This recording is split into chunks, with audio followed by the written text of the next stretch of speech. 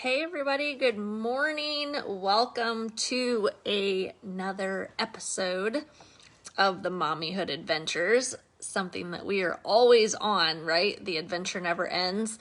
But today I wanted to talk about how to save yourself some dollars at Disney. We all know Disney is a very expensive place to take your kids and something that many of us strive to do at some point. If not often for some of us. For those of you guys that don't know me, my name is Ashley Doddridge, and I simply started this as a fun, just give back to moms. We talk about different topics every week. We had the holidays, and I got a little off track, but I am back. So for those of you guys that don't know, I live in Florida. We just renewed our annual passes to Disney. And I will say that the last couple times we've been to Disney have not necessarily been in a budget mindset. But one of the big goals that I have set for this year is I want to work towards paying off our house. It's super important to me to be debt-free. And I have basically lived on a budget my entire life until recently. So I'm very good at it. I know how to do a lot of things with very little because I basically lived paycheck to paycheck my entire life. Hello, hashtag teacher life, right?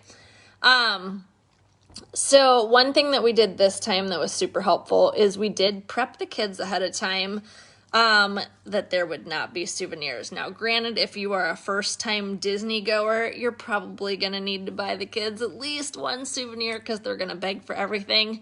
However, my kids go often, and they literally have almost every Disney merchandise thing possible. So we simply prepped them ahead of time and said, Mommy and Daddy are being on a budget this time. We're not going to buy souvenirs. And the fact that they were prepped with that, they did very well. My son did ask for a coin when we went off Pirates Caribbean. So I'm like, okay, we can get you a little coin. It was like $5. And then my daughter just had her birthday plus Christmas. So she literally needs not another darn thing in the entire world. So she was a little harder to understand and, of course, wanted all the things, but we did not cave, and she did good. The other thing that we did this time that we don't always do, you guys know that eating at Disney can get so darn expensive. Oh, awesome, Melissa. I'm so excited that you get to go back. What parks are you going to? So yeah, eating is where the Disney dollars, I feel like, really, really add up.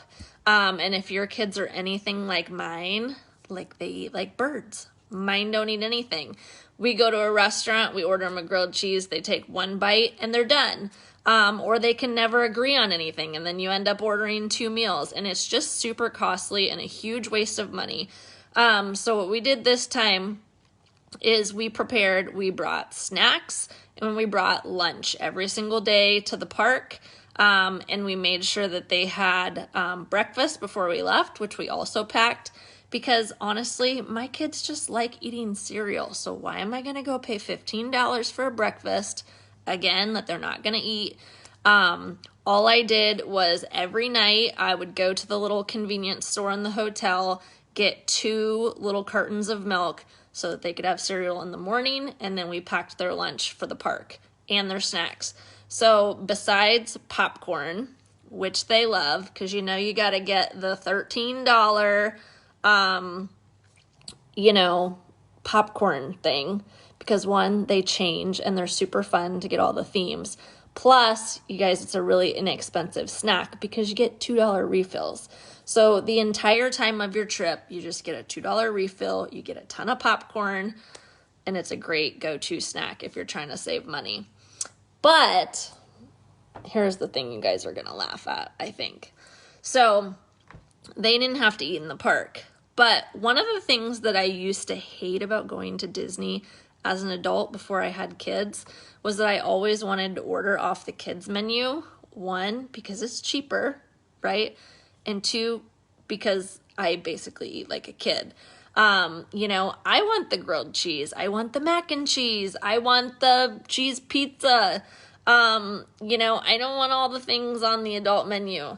And it always says 10 and under. So before we had kids, I always felt guilty ordering from the kids menu, especially if I had no kids with me. Now I got kids with me, so I get to order from the kids menu. They assume I'm just ordering for my kids, which I already packed a lunch for. So that's what we did for every single meal. Either my husband and I ordered something and we split it, because Lord knows you don't need all those calories, right? And we're both on a health mission anyway in 2022. Or 2, we would order off the kids menu. And you guys, I'm telling you, if you look at the prices, they have the exact same items on the kids menu as the adult menu, and there is an $8 price difference. Like a cheeseburger on the kids menu is $10 and a cheeseburger on the adult menu is $18. I don't even like lettuce, tomato, and onion on my burger. I will happily take the $10 kids burger, okay? And you get like all the same sides. Like, it makes no sense to me how you can charge $8 extra for the same darn thing. So anyway, pack your kids breakfast, pack them lunch, pack them snacks, and split meals with your spouse if you're traveling with a spouse, your friend, whoever, or just order from that dang kids menu.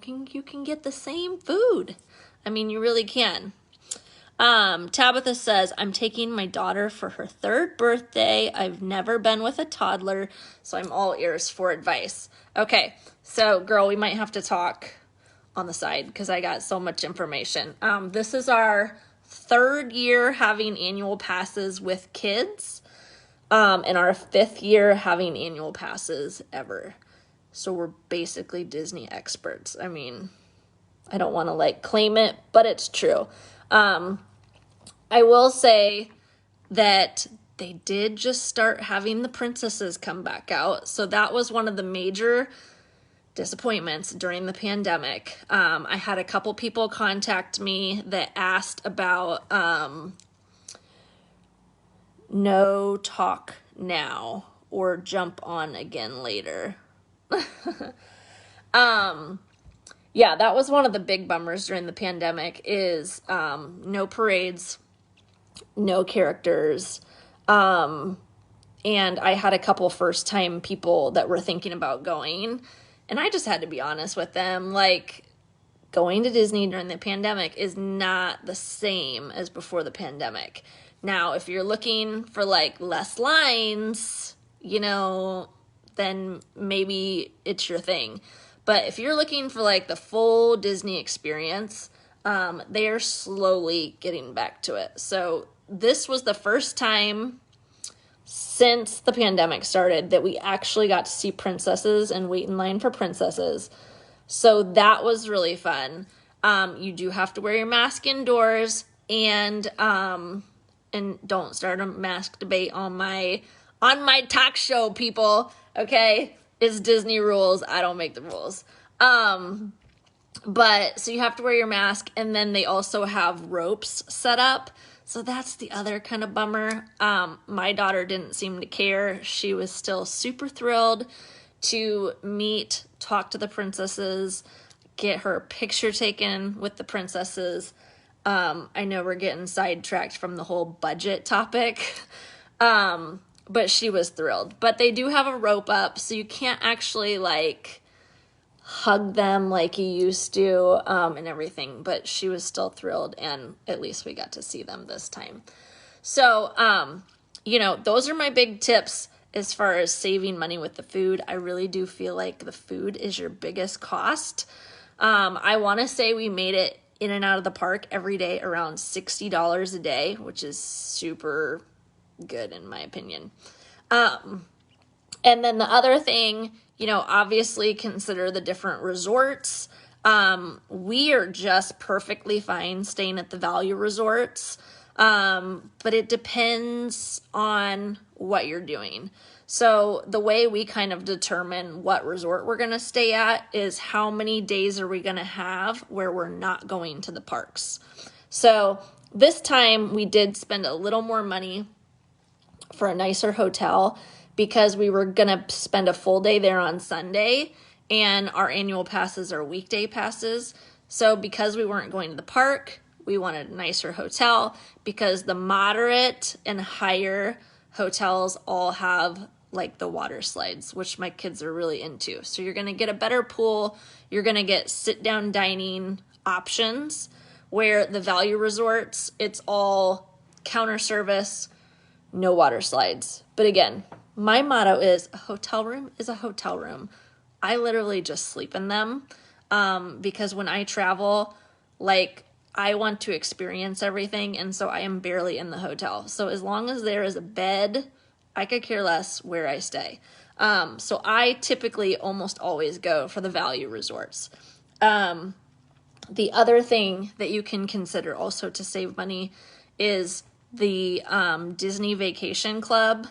When people don't use their points, they rent them out. So you can stay at like a nicer hotel for cheaper if someone has points that they're not going to use, and then they're going to rent out their thing. So if you need that info, let me know. And I can also drop the website down below. So, wow, I'm excited that there's a couple people that are going to be going to Disney soon. We're trying to figure out, both my kids left in tears because they were so sad that we were going home.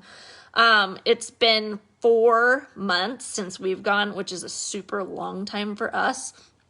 Usually when we have annual passes, we try to go every month to every 6 weeks, just because then we really feel like we're getting our money's worth. However, you know, food's gotten more expensive, hotels have gotten more expensive, and it's just gotten more costly to go. So we've kind of started spacing it out a little bit. Have you rented them before? I looked into this year. Yes, we have used the rental points numerous times. We have stayed at the Animal Kingdom several times by renting points, way cheaper than the Disney website. And we've stayed at a couple others too. I want to say we've stayed at the Beach Club. I'd have to think back and ask my husband. He's the one that typically does the hotel booking. And he's always on that website. The thing is they tend to sell out too. So when you see them, you need to try to book them. And then just because you think you booked it doesn't mean you actually did, because then they have to confirm with the owner. So we actually tried to book the Animal Kingdom Lodge for this trip, and then they came back and said, oh, nope, actually someone already got it. And then they gave us 2 other options, and then I think we picked the Wilderness Lodge, and then that one ended up being gone, and we're like, okay, let's just book something. But the other thing, too, is if you're planning well in advance, you're going to be much more likely to be able to get those. We just typically, again, we're like 2 hours and 45 minutes away. So a lot of times our trips are last minute. We don't plan well in advance. And so sometimes we just grab whatever we can. So, anyway, those are kind of my Disney budget trip tips. If you, again, like I said, this was mainly just a quick thing to talk about budgeting at Disney, but if you guys have any questions about Disney at all, or planning a trip, or want to know where we've stayed, we've literally stayed at almost every single hotel. And so I can tell you my faves, I can tell you rides, sequence, whatever you need to know about Disney. I should probably start like a Disney travel agency or something, because we literally are basically pros. I will also say, again, goes against the budget, but they just started doing the lightning passes. I was super against paying extra for the lightning passes when you already pay so much for your tickets, but I will say it was well worth the extra $15 per person per day for the lightning passes, because we basically, how it works, this was our first time using the lightning passes. So you pay for them, and then you can pick your first lightning pass, which is the old fast pass, basically, at 7 a.m., and then it assigns you a time for the ride. So you get a pass to, let's say, Space Mountain. As soon as you scan your band and they know you're in line for Space Mountain, then you can go pick your Lightning Pass for the next ride. If you aren't riding the major thrill rides, which we were riding all the kids' stuff, we literally just bounced from ride to ride to ride. It was really nice. I think we rode more rides than we have in a long time with literally like no wait. It was also a slow time because after Marathon Weekend until President's Day weekend is Disney's slowest time of the year. So if you're looking to book a trip, now is definitely the time. So the max lines anyway were only like 30 minutes, which again, 30 minutes for a kid is a long time. So the Lightning Passes cut everything down to like 5 to 10 minutes. It was awesome. So anyway, those are my Disney budgeting trips. And y'all know I love to travel. It is something I am super, super passionate about. I believe in creating experiences over just giving your kids things. So I hope this was helpful to all the moms out there that might be watching. And like I said, if you are planning a trip, let me know. Ask your questions. I am more than happy to provide any tips and resources that we have learned throughout these 5 years of having annual passes. So hope you guys have a great Thursday, and I will talk to y'all soon. Bye, everybody.